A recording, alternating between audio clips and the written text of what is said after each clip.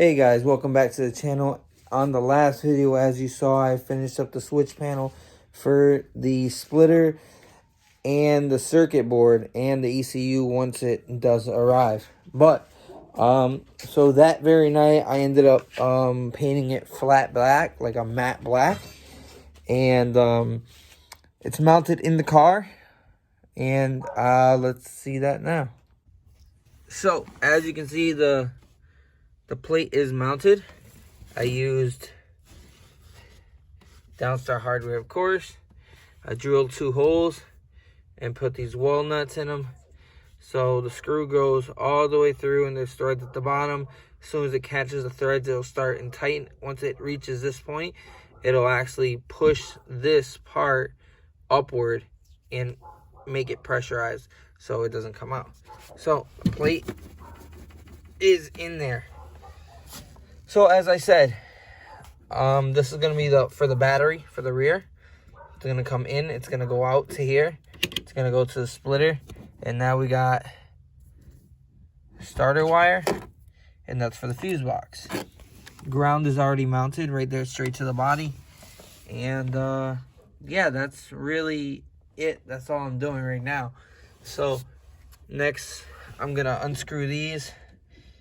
Put the start and the fuse right there. Fuse box wires. This is the cover for the DS18. And as well, I have the corresponding bolts to match those little screw holes.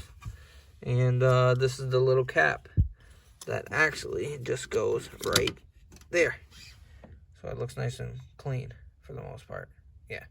So that being said, that's that.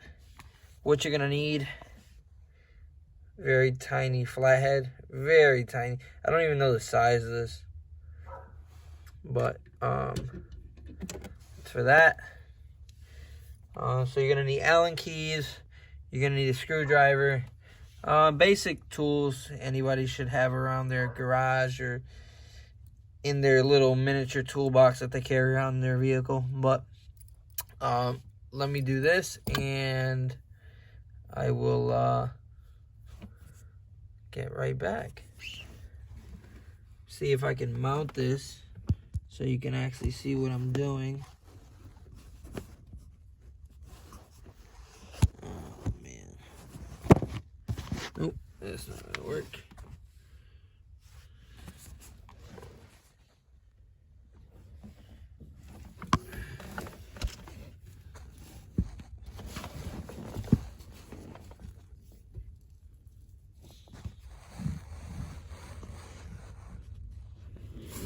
Oh, that should be good. So, like I said, you're gonna need a flathead. Allen key.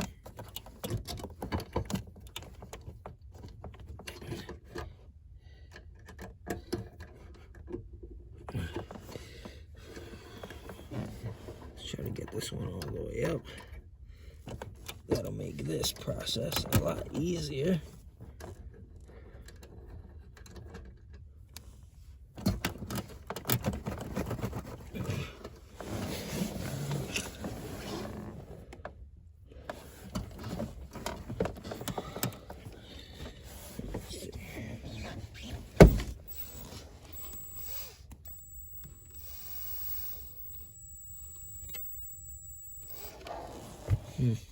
That didn't go as far as I thought.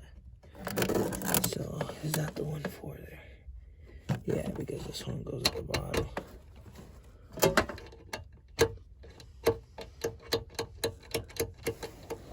Alright, so we're gonna have to work this in there. Okay. So, that being said, okay, get this one out, switch them.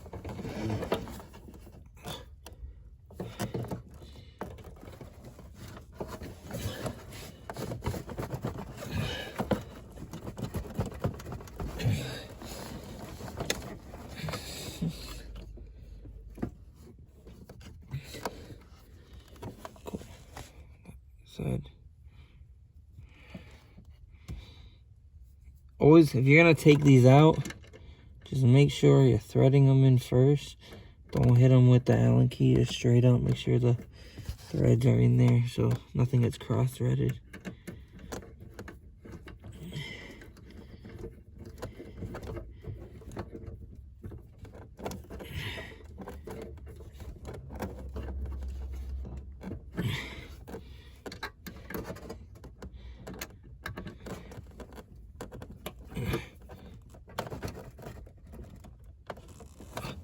It's good right there.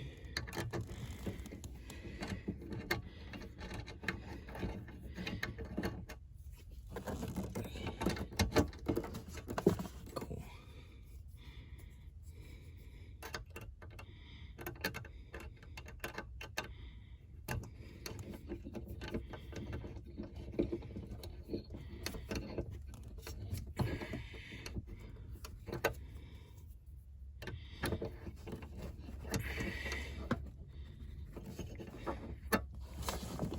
That's that.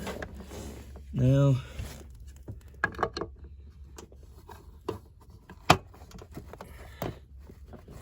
boom, goes there.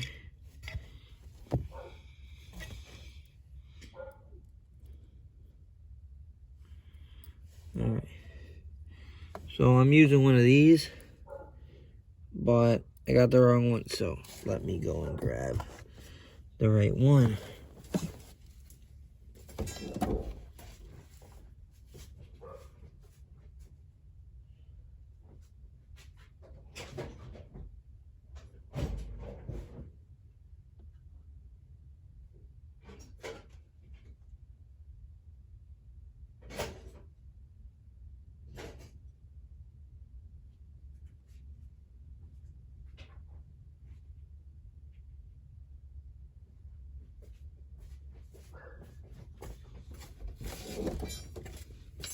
Alright, so I couldn't find one, but I did find a smaller Phillips.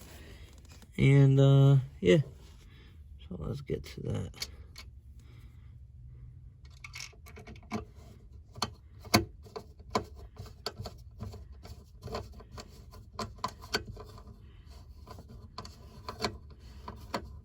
These don't gotta be crazy tight. Just to hold the, cover on, really.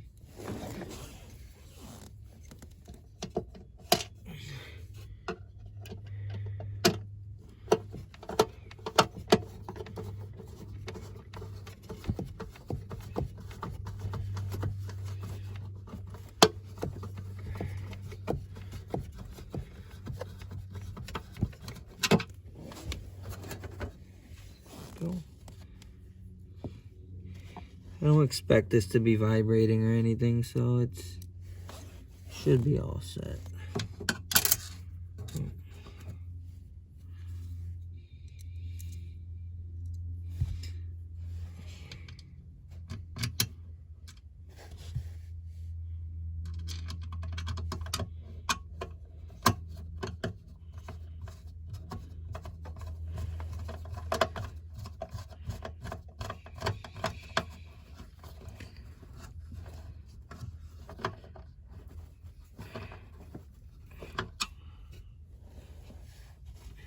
One more.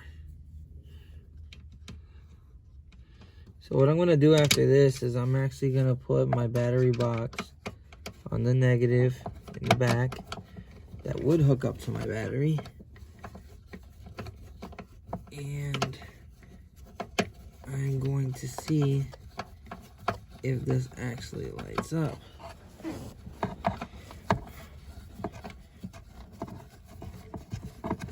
Because I had a little issue with this ground back here, so I just want to make sure everything is working as it should be.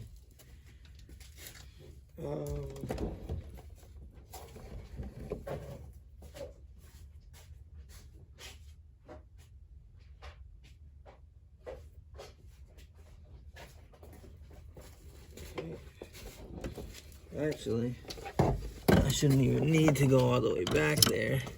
Let's take this little cap off.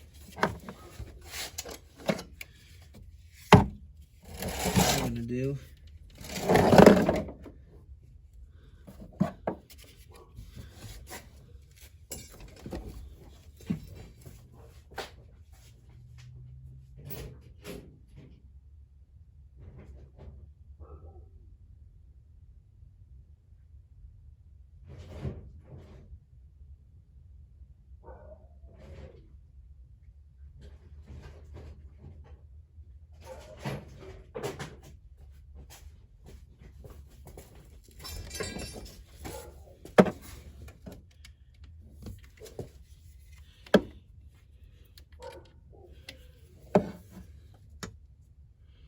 So as you can see, it does work.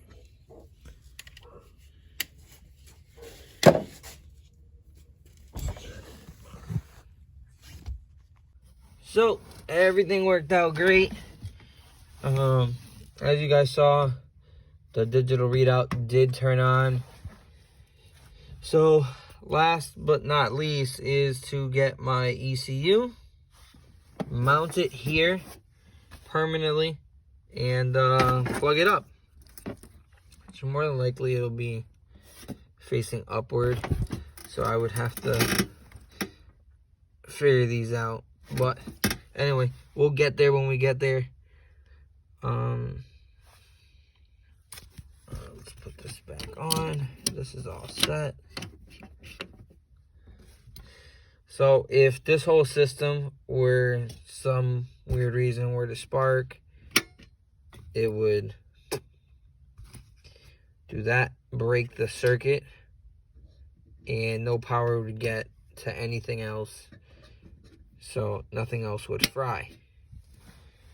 That's why I went this route. My buddy gave me a fuse, an inline fuse that I could have did the same thing, but God forbid I'm, cruising around somewhere and it pops and I don't have, like, the fuse blows and I don't have a fuse and I'm still stranded. At least with this, I can just reset it and keep it pushing. So that's why I went that route.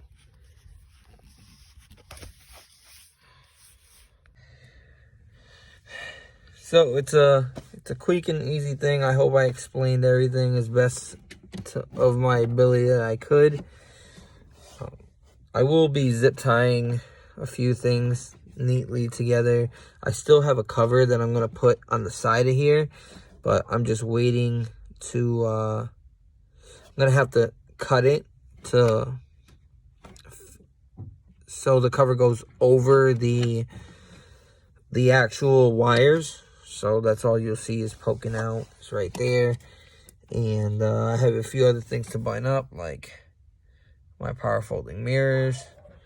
And that's really it for the inside, minus the fuel lines, which I will talk about in about 2 minutes once I get over there.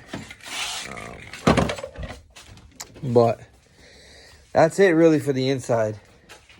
Now, as I was saying, I'm so far in this that I decided to just do everything with dash lines and dash fittings.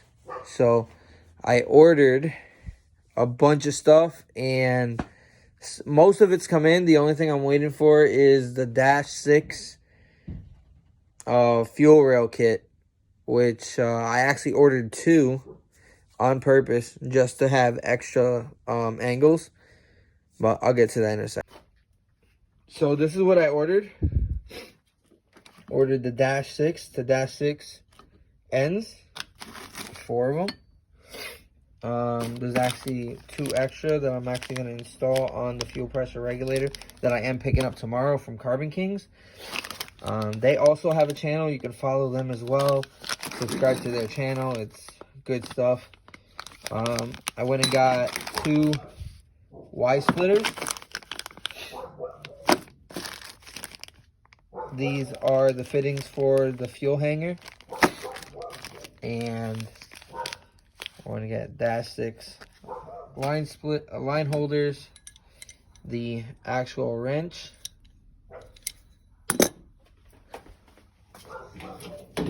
I went and got the jaws for the actual line so I don't scratch anything up. Last year I had a big problem with that.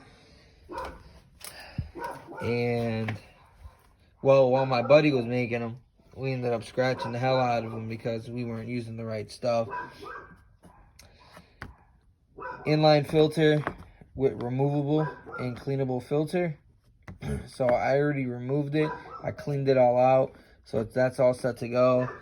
Dash 6 lines all the way back. Feed and return. So that's next on the list of things to do. The rest of the stuff should be here by Thursday. I ordered a Dash 6 fuel rail kit, which included 16 feet of hose. It included 290s, 245s, 4 straights, and 2 180s. Yeah, 2 180s. But I ordered 2 kits.